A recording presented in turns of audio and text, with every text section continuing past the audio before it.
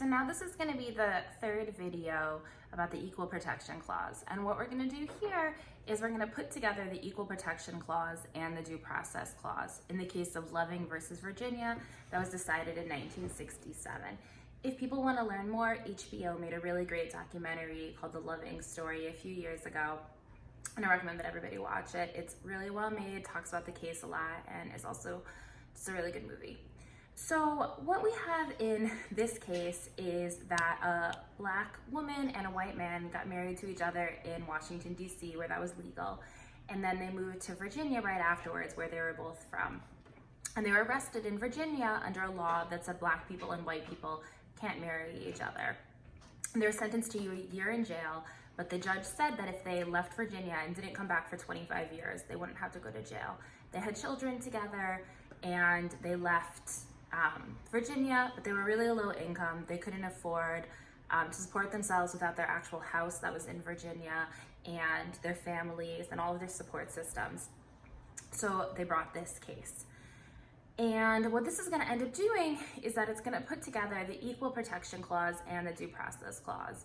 If you remember from the last videos, we learned the Due Process Clause applies where the government infringes on anyone's fundamental right of what it means to be an American.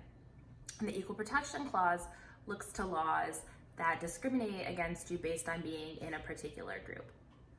So the question here is whether this law, which said black people and white people can't marry each other, violates the Equal Protection Clause or if it violates the Due Process Clause.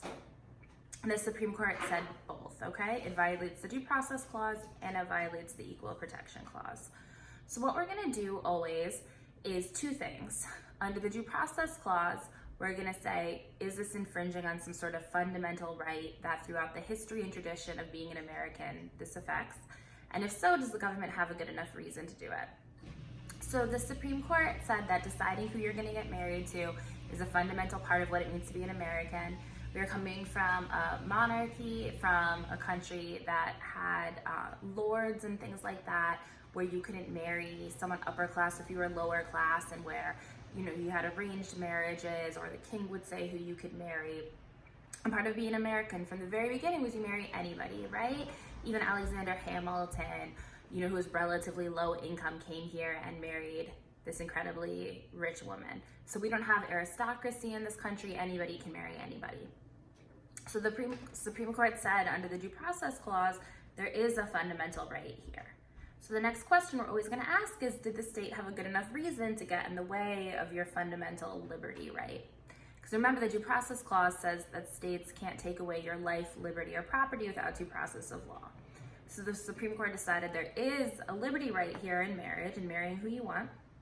So did the government have a good enough reason? Now, Virginia said they needed to have this law because if black people and white people could get married, there would be riots, there would be race tensions, and things like that. And the Supreme Court said that's not a good enough reason. Our right to marry whoever you want to is a really important one. It's a really big part of what it means to be an American, and there's nothing to show that you're really gonna have race riots and things like that. Even if you were, that's not the type of thing that would make it serious enough. The type of thing that the government has a good enough reason is something really that you think about with coronavirus, to stop millions of people from dying, to stop babies from dying, things like that. And to stop racists from being mad is not a good enough reason. So then the Supreme Court looked to the Equal Protection Clause. And remember, the Equal Protection Clause protects people who are treated differently because of a group that they're in. The Due Process Clause is about individuals with fundamental rights, and the Equal Protection Clause is about groups. So Virginia said that this law didn't violate the Equal Protection Clause because it didn't treat black people and white people differently. The law said that no black people and no white people can marry each other, meaning that it treated black people and white people the same. Now, the Supreme Court didn't buy that. They said that even if the law sounds like it's treating people the same, the point of the law obviously was to keep the purity of the white race. This was about establishing a system where black people were inferior, and that this was a form of discrimination, and this was not some sort of law that treated everybody the same, that this law was about discriminating against black people. And so then again, with the Equal Protection Clause, the court said, did the government have a good enough reason? The government still only had its reason of stopping race riots. the Supreme Court said, no, not good enough. You can't discriminate against Black people with these hypothetical ideas that'll make racists upset. So the Supreme Court said that this anti-miscegenation law, which is what laws against Black people and white people getting married were called, was unconstitutional, and it struck it down. And starting in 1967, Black people and white people can marry each other in this country.